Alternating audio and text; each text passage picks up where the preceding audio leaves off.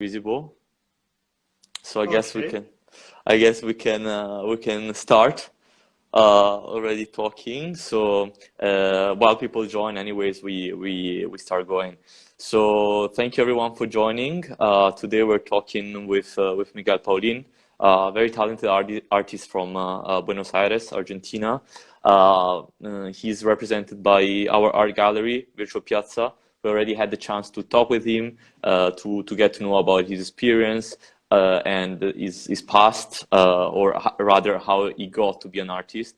Today we will again go through some of these points, and of course we'll focus on the artwork you can see at the back of Miguel. That is called La Vuelta del Malón, is a historical artwork, and we'll be discussing the history, but also of course the technique and the more artistic aspect of the artwork.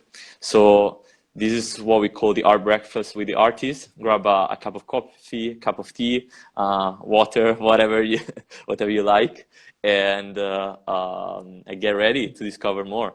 Buongiorno, Guido. Thank you for tuning in. Fantastic. So, Miguel, for people who don't know you, tell us a little bit about your story. Okay. Well, I'm an artist based in Buenos Aires, and I have been painting and drawing since a lot of years ago. And then I studied art at the university. I conceive painting as a form of research, of achieving the truth behind things.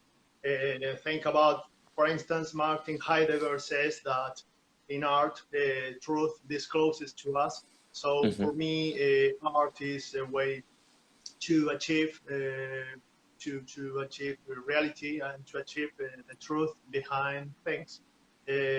So the art for me is very important. It's not only a passion or a hobby. It's not a hobby for me. It's the way I relate with things and people and facts also. Oh, very interesting. And you've been painting for a long time. Miguel, do you have let's say, academic education as an artist, or are you a self-taught artist? For the people who don't know you. Now I have an academic formation. I have been studying at the university. I have a degree in visual arts in the university. Mhm. And then I have done particular workshops. I have assisted to particular workshops, but my formation is academic. Yes, which is I also wanted to stress this because for some people, the artist is an artistic creative type that one day wakes up and starts painting.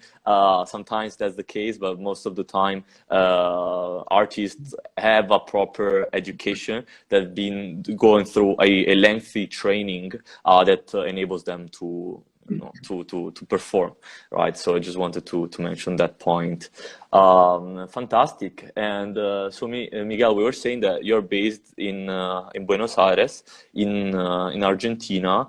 Um, I think it's a place that for many people it's a bit mystical, meaning that it's not really well known. But I know that the Buenos Aires, your city, has deeply influenced you as an artist, and this is often reflected in your artworks. Yes, of course. Buenos Aires is a multicultural site because, well, we are at the end of the world, very underground, but uh, too many people have came here in 19th century from Europe and from other countries, and a great immigration. So we have a lot of influences of the other parts of the world, and also think that we have Native American and African influences here. So Buenos Aires is a place, it's a center, a crossing center of a lot of cultural sites, a lot of cultural thoughts. So it's very rich. Buenos Aires, in particular, is very rich in America for having a lot of traditions, artist traditions, and for having a lot of thoughts because we have influences from Europe, from America, from Africa. Here gave manifestations and some other things like tango. Right. The music is the music from Buenos Aires and Montevideo, from River Plate City. That's tango, for instance, is the result of European and African influences, and it's in particular music that is from here.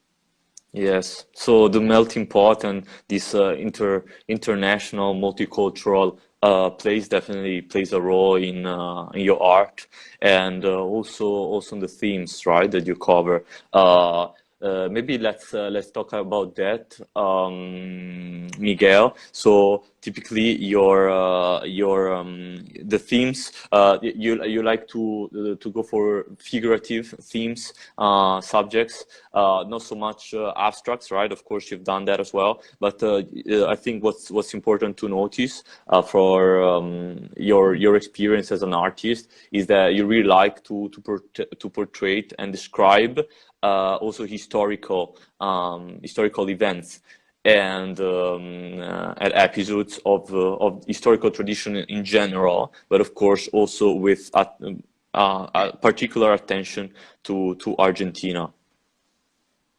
Yeah, I think an artist must be in his time and his place. It's very important for artists because art has something to say to the world and to the people, to the culture in general. So I don't think about art as the art for art that was in France in 19th century, something that was called the art for art itself. I don't believe in art for art. I think that art has something to say, has something to do to improve society, to change things. So when you do art, you have to be placed in the world, and you have to be placed in your time. My art refers to where I live. My art has to refer, has to talk about the history of where I live. Think about that. For instance, you that live in Europe, Europe has 2,000 years of history, but here in America, we have only 200 years because history, period history was silenced Yes. after the conquest. So history here is very short compared to Europe or Africa or Asia. But we have a lot of things to talk about in these 200 years. And you talk about configuration. Yeah, I I I don't resign the figuration because I believe in that is very beautiful to express things as you see them. You can talk about abstract is very beautiful also, but I of course I don't resign figuration. I don't resign the things how you see them, but my painting is not not only a representation. I want it has something to say. not Yes. only representation to see one thing and you say, oh, it looks beautiful. No. I want to say something behind Hmm. behind. Yes, and by the way, hi to everyone that joined in the past 10 minutes. Thank you for joining. And here, I think Miguel, you mentioned two very important points. So the first one, I think, is on the fact that you want to send a strong message, which is connected to the moment and to the place we live in. And I think that cannot be highlighted enough. We live in a society which is going through a lot of changes, very complicated changes, and it's important from my perspective the artists have an opinion, and that they take sides. It's very important to raise your voice and to tell what you think. And a lot of artists, I think, like to be a bit on the sidelines, and sometimes to use art as a bit of a shield, or as a veil, something that hides you a little bit. Of course, nothing wrong with that, but at the same time, it's important to also to try to communicate a strong message, which is also concrete, right? Concrete and belonging to the moment we live in. Of course, these are two interpretations of art, two different communicative choices. Mm. So that's I think that's important. And I see a message from Ashar. By the way, we did our live with Ashar last week. He's an artist from India. So go see the live in our IG live on Visual Piazza in case you missed it. So Miguel, Ashar is asking, or is rather saying that we see that your artworks, as we were saying, are depicts what you see, right, and the city you live in, and how much time does it take to produce these artworks, and are these live? Uh, As in, I guess, Ashar, what Ashar means is, are these actual situations that you see, let's say, in real life? Okay, how much How much can time? you say to me? How much time? Okay, how much time? Well, to this picture that you see there, it took me some months because of its size. It's large. Here it's mirrored because of the camera. It's a wise position, but think about this picture that is 2 meters large. It's a bit large. It took for me 4 months to For, paint. Um, it's a process where I work every day, a bit every day. right. No, maybe a couple of hours a day. And it's a process that I enjoy very much. I have everything prepared. Um, I have a technique to paint that I made myself. It's Mhm. mine. When I have in oil painting, oil dries very slow. So if you have the palette prepared, Yes. it does not dry from one day to another. So my everything is prepared in my studio. So pass I pass evening here and coming to do other things and stop in front of the easel and paint. So you can paint at every moment, every day. I have a couple of hours painting, and painting it's a complicated process you have to have a paint palette and everything. It's a bit difficult to build all that. So I have everything prepared and I stop in front of the easel and paint. So this quick method gives me the opportunity to paint every time. almost Right. every time. It's like music. When you have a piano, some teachers say that you have to you need to have the piano open, and you are passing, you are doing other things, and you stop in front of the piano and play. Well, it's the same. You need to have all prepared in the studio. You go and paint. Yes. Very interesting. And since we're talking about technique, and then we'll go back to the question of Mashar. And by the way, if you're an artist, please comment in the or tell us what kind of technique you like to use. But yeah, so talking of the technique, Miguel. So how like do you like to adjust this based on the subject that you want to portray, or you have your favorite technique that you tend to stick to? Well, no. When you portray, you don't. When you do some figurative things, you don't adjust to the subject. I think that painting has never did that. Uh, when you paint, you adjust to the character, not to the subject. Hmm. Is a bit different. When you paint, for instance, a portrait, you have to think about character. When you capture character, the subject will be there. But the first thing you must think is about character. Right. Character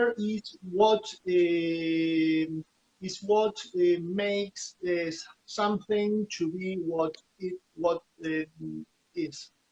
Think about a face, for instance. You have some lines. If you paint me with hair, I will not. It will not be right. Of course, there are some things that make you to be you, and you have to think every time about that, about character. And painting has never been uh, occupied in subject. Think about classical painting. Classical painting, it's a way of painting made by the reason. You have the nature, but the nature comes to the reason, and you make the picture. That's the goal in classical painting. Classical painters,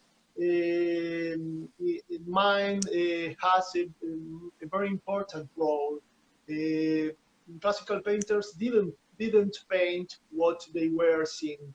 They paint what their mind make perfection. I think about, for instance, classical painter Ingres. Mm. Ingres has Yeah. his pictures are almost mathematical. You see, for instance, you see a woman, or you see a male nude, but this nude doesn't exist in the reality. It's almost mathematical, and, Yeah. and bodies are not mathematical.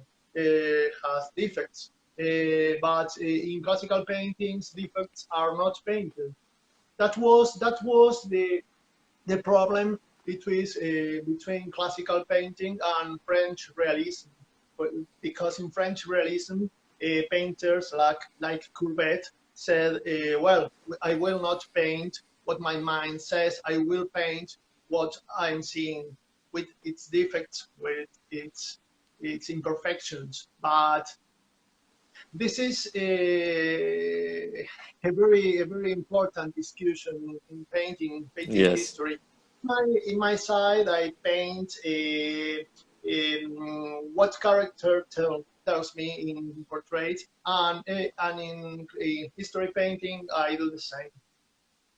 Yes, and Miguel, I think yeah, we could listen to you talking about the history of art because yeah, I think your passion comes through, and I think it's clear to everyone that that you have done your research, that you studied a lot. So that's great, and of course Yeah, we yes, right. I have studied. Yes, yes, I have studied because painting involves the whole person and involves your whole thoughts and your whole everything you know. So you have to read. Well, I have read that in the university, but you have if you don't study at the Of university, course. you can read philosophy, history, actuality. Of course, actuality is very important for the artist. Yes, and by the way, thank you, Guido, for the nice compliments. We agree that yes, of course, the art of Miguel, really nice. Yes, and going back to a question from Alejandra. By the way, guys, feel free to write your questions also in your native language.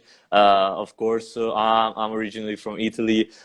Miguel is from Argentina. We speak multiple languages. It's fine. So we got a question in Spanish talking about from Alejandra that was asking if you, Miguel, and I think we touched on it, but if you have done other works on Argentinian history, and I guess the more interesting part is what are you planning to portray next about the Argentina Ah, history?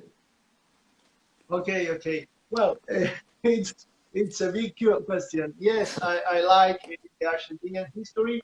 Well, I have something to paint about the war of Paraguay.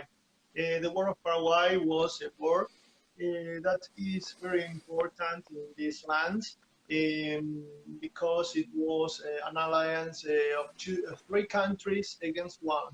Mm, Argentina, Brazil, and Uruguay against Paraguay. It was the destroyment of Paraguay. It was a genocide when where Argentina, Brazil, and Uruguay participated together against one nation, only one nation, a very small nation, and destroyed it. There is a painter, Argentinian painter, who is called Cándido López. Cándido López was a soldier that was in the Paraguay's war. mm, Uh, who, who was in the war. He lost his right hand, like the hand he used to paint, and learned to paint with his left. And he took notes in the war. He took notes of everything he saw, and when he returned, he painted very beautiful paintings about the war of Paraguay. And it's are very original and very original paintings that we have here. And this war in particular is very interesting.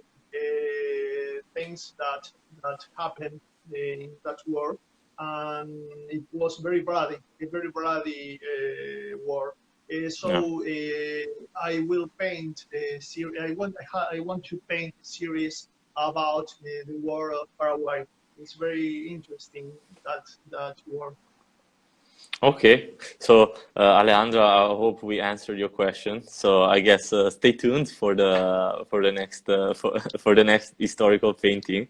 And well, Miguel, we've been talking about history, so I think yeah, we prepared now the crowd for talking about the painting that we have in the back. So the painting is called La Vuelta del Malón, and is it's another historical painting. So, Miguel, if you want to tell us a little bit about the history behind the painting. Oh, okay. Well, the painting is mirrored. It's a great Yes, pity it's because but it's okay. We can still get it. Yeah. So you need to imagine it the other way around. That yeah, but okay to flip it in your because head. But I'm taking it with a selfie camera, so it's mirror. But well, you can see the full version of in high resolution at Virtual Piazza website. exactly. But this painting is about Malons. Malons were plunder raids made by Indians against white villages, and that time there were almost no cities. Think about that Malons were against settlements, white settlements and villages, and that raids were made to plunder and to destroy. It was a way of punishment that made Indians against white people, and well, they were made to capture things to sell, cattle, to capture things and to take captives. Well, Yes. the captive is one thing that appears here, and it's very important. It's very important to talk about captives because there were women, young women captured to kidnapped by Indians, and they were sometimes raped, and they lived in the tribe with child. There was a social rank between Indians when you have a white white woman as wife. It gave a higher social rank between their society. So captives, in many times, felt impure after that and decided not to be rescued. They didn't want to be rescued by and to return to white society because they felt pure and remain living in the tribe with their child, raising them to the tribe. Right. This figure of captive make us think about the role of women in that society. It's a very interesting figure, the figure of the captive. Well, Malons were plunder raids made by by Indians, and Malons gave there was a reaction from the white side called a conquest of the desert. And think about this word desert because it was a campaign made by the Republican Army against Indian people, against Indians, that ended in a genocide of Indians and finished Malons. The conquest of the desert, think about the word desert, I say, because when you think about desert, from the border here, it's a desert, so you are saying that there's no people because All right. this is uninhabited. So telling the word desert, you are saying that these people that lives beyond the border is not human. You're saying that these people has not new human nature, and this is very interesting because there was a writer here, Domingo Faustino Sarmiento, who is it's a writer who was a president that said civilization or barbarism, and that's barbarism, of course. And we must think about what civilization is because because if you say that these people is not human, you say that this is a desert and is uninhabited. Well, so you are saying that what I think what civilization is because you are saying that this is not human people. Well, okay. That's everything in my painting. Yeah, so here we see, of course, I mean, we really need to consider the historical context, right, where the native Indians were pretty much invaded, right, and were being fully colonized, and of course, in these situations, extremely bad things happen and are done on both sides.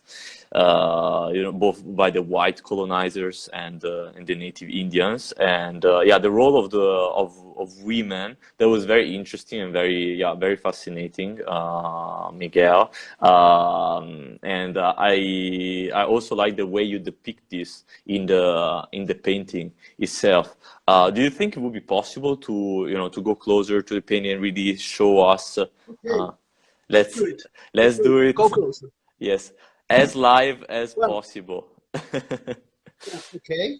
Yes. I don't know if you can see it. There Yes. are some details. I love to leave here some details Yes. of the pencil marks. I love the pencil marks that are very plastic for me. Mm-hmm. Here you have the captive figure, and here is a school. Here is school that is important for the picture. I can talk about this school later. Yes. And here we have another Indians. Well, I will talk about the whole scene Yeah, because sure. something I make is I want to represent the the speed of the scene. Um, well, how do I do it? Because um, think about These were think raids, about right? So the Indians will come, the native Indians will come and raid let's say the colonial people, and yeah, it would be very fast, right? It would be, yeah, a raid. So okay, that's what you're trying to communicate. And by the way, of course, that's not for the audience watching us. You cannot see it, but this is a very big. This is a very big painting. It's like 2 meters. So you can imagine this is really a epic, portray of that situation happening. So keep in mind, right, how okay. big the painting is. Well, I have something that I will Nice. have to talk is about this speed. When I paint, I when I painted this picture, I like to represent the speed. This is like a cinematographic scene. Think about the Malone is returning from its plunder raid. So they have attacked the village and destroyed it and take the Mm. captives and take cattle and things, and they are returning home. Um, um, this painting has its kickoff in one painting that impacted me in the first time I saw it, that it's called in the same, La Vuelta del Mm-hmm. Malón, of Ángel de la Valle. It's a painter that painted this motif, and this is the kickoff. Uh, the characters are taken from his painting, De la Valle's painting. This painting is in the National Buenos Aires Museum of Arts. It's a very good painting. It's impressive, and I love this painting since I was a little child. So characters are quotes from that painting. It's very interesting, this work, but I decided to make it, but in a modern key, in a modern way. So I taking you can when you look the paint, you can see something like fragments. Yes, It's exactly. Like it's well, different components, let's say, right? yeah, Three or yes. four, I would Well, say, you can identify, at least uh, from my perspective. okay, but what's that? What's that? You will think about what's that? I try to represent movement. Think about the scene. Horses are with the warriors are riding with the speed in the pampas. The pampas is a great plain, flat land. So it's like when in cinema a camera takes pictures along the time. Take some picture, another picture along the time. Well, this is the same. You take this picture you take these pictures, break them into pieces, and blend it together, Hmm. and you will have different moments in the same pictures. Some fragments here represent different moments in what you're seeing. Of course, think you see horses riding, and you think, you see something, and you move your head and see, and your gaze takes different moments and different Of course. things, and you blend it all together in a picture. So the representation of movement is not new. In painting, it has 100 years. All avant-gardes have a lot of avant-gardes like Futurism, Cubism, try to represent movement and time in a picture. Yes. Well, that's my personal way to represent. So you will see something as fragments, something as things that, for instance, horses are not full, has no legs, they have no legs, and people is have no complete body, because you are seeing different things in one moment, in one representation. Yes, and so I would like to ask also the audience: can you see the movement in the scene? I think it's quite clear, and also something that I wanted to mention and to hear about Miguel is that we have these fragments, let's say, or this this fragment to give the feeling of speed. At the same time, the painting seems to be layered, horizontally. So, for example, at the bottom, you can see the still horses, like, right. Yes. So if you could tell us a little bit about that as well, about this layering and what kind of effects you're trying to communicate, what you're trying to communicate there. Well, you have to. There was something that I could not break here, because if you break the whole scene into fragments, and that fragments are in a different time, like this, you can reach the total abstraction. Right. But I had a problem. I wanted to abstract more, but I had a problem that I conceived Malone's in joined with the land, because Indians were very joined with their land, and the Pampas, where their land this is seen. You cannot be separated from the landscape. And when you see the Pampas is a great plain with an infinite horizon line, Yes. only broken by some mounts of trees, but it's an infinite horizon line. So if I break the horizon line, I cannot represent the pampas. So it constitutes a limitation or abstraction, because if you put the horizon, you have to put the sky above and land below. Well, Right. so perspective. I wanted to break all the perspective blocks, because I consider that perspective is a social convention. Alberti's perspective blocks is a social convention. I consider it in this way. But in this case, in the case of this painting, if I break totally this box, I will not represent the pampas. And the pampas is this horizon line that you see here, and the sky Yes. above and land below. But the fragments, you can see them in the sky, and you can Yes. see the fragments in the land. Definitely. It's the limit of the abstraction was made by the horizon that must be present here. It cannot be broken. Yes, and I must say, yeah, I think you did very well in giving this feeling of a flat land, of the pampas exactly of this rider just coming out of nowhere and raidings and yeah, doing the Malone they're famous for. And actually, Miguel, I also like that you put some religious reference into the painting. In fact, we can see atop above your head, we can see a cross. What about that? Exactly. What Yeah, about the yeah. cross and this reference? It's a quote. It's a quote of the Lavache painting.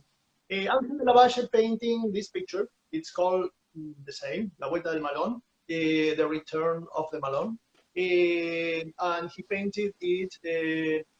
Think about the year, the 19th century, end of the 19th century, when the campaign to the desert was made. And it was a way to justification of the campaign. It's a great think about that picture of the Lavalle was first for the first time exhibited in Buenos Aires in a gallery window to the street, Yes. and the crowd that gathered to see the picture was so large that cut the street. Wow. But the Lavalle was never able to sell this painting. Well,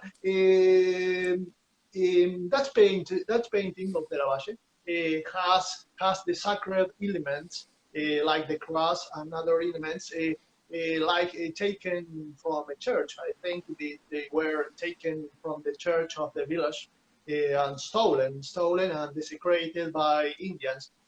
So because it's a justification for the campaign against Indians. That desecration, the profanation of sacred things, was seen by younger, but by Dutch people and today. This is the difference between what I was saying of civilization and barbarism. This is a Yeah, sin of barbarism, but of course. I have to tell about barbarism is in the side of civilization too. Exactly. I was about to say that, right? Because ultimately, what is civilization and what is not, right? It's from Okay, depending on who's looking, right? okay. So of course, this is Well, also a very interesting question. okay, that's the goal of this picture. Of course, art is always open. If you see Umberto Eco, an Italian writer and semiologist, who says work of art is open.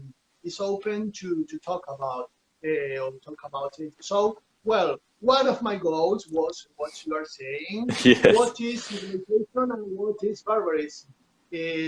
Well, this in the 19th century there was no doubt. This is a sin of barbarism, but today we can think about what is civilization. Well, so that things are what desecrate the things and other um, other things that we can talk about are present in the picture. And the school, I Yes. don't know if you have seen the school. Yes. Has something like the cross. It's something like the cross because the school itself, it's the school of an Indian chief called Kapultura. This is not present in the Lavache Square because the Hmm. Lavache Square it was made by one side, the white side, but my picture is both sides. Of So course. this is the head of Kapultura. Kapultura is an Indian chief that was a military genius and organized a lot of Malons that attacked and destroyed a lot of white cities. And when Kapultura died in the campaign to the desert, his grave was desecrated by soldiers and his school was stolen and taken to a museum here at La Plata City, where it still is. So you have the desecration of the cross made by Indians, but also the desecration of Kafulkura school made by Republican Army. Yeah. So you have both desecrations together. Well, this is not present in the Lavash's work, of course, but it's in my in my work. Sure. And yeah, I mean, of course, you're taking inspiration from that work, but yeah, you're interpreting it, and ultimately, my answer, I would say, to the question of which one is the civilization, probably none of them, right? There is no right answer, because both of the two sides. None of the two sides, we can say, are in the right. Both of them are doing something wrong.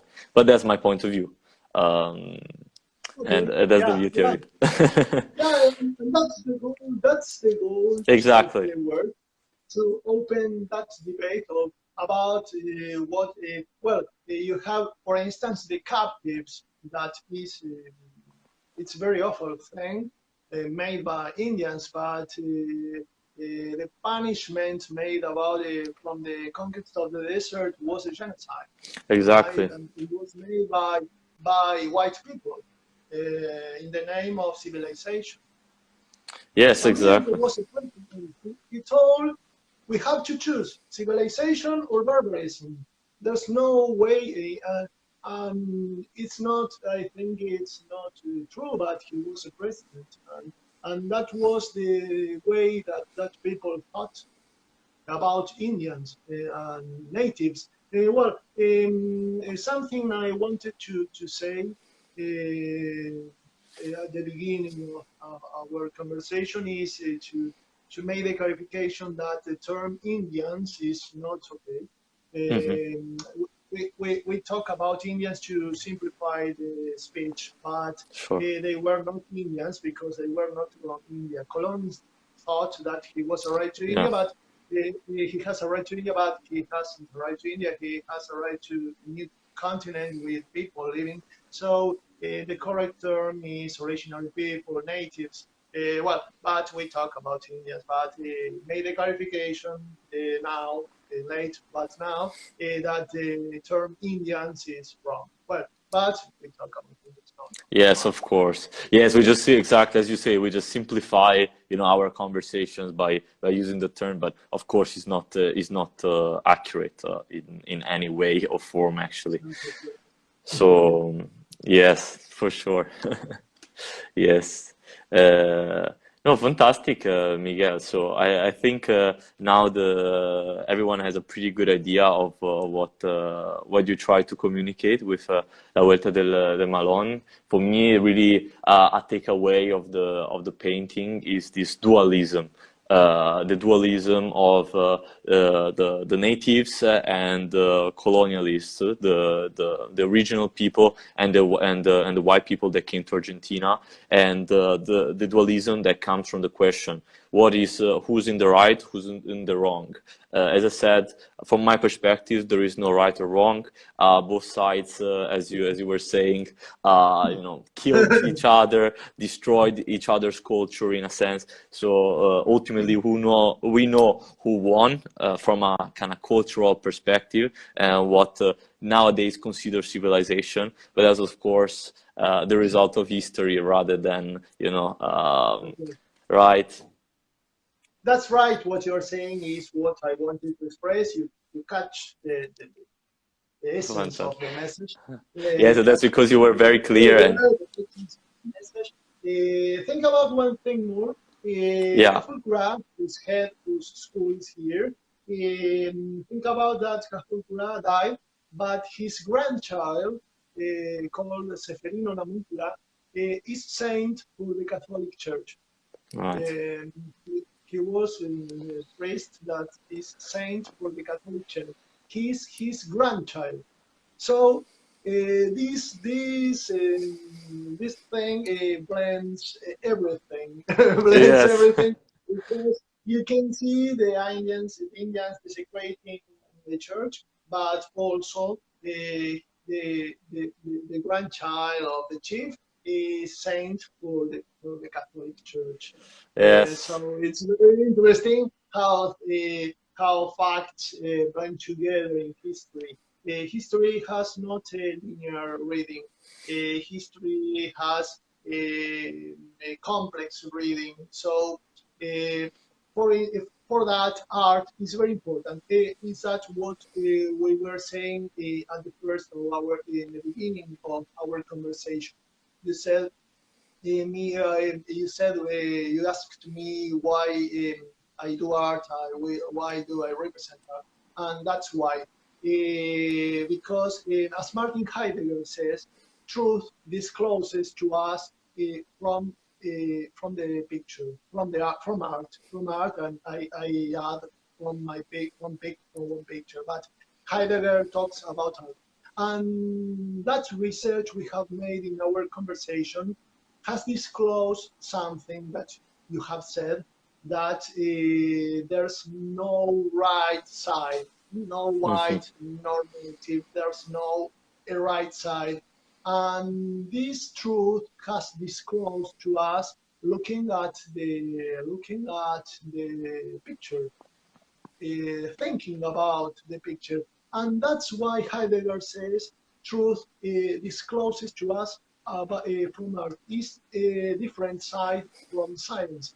We are we are very linked to scientific thought. Scientific thought is to take one thing and think what this thing is. But Yes. in this case, the process is the reverse process. The picture the picture gave itself to us, disclosed to us the truth.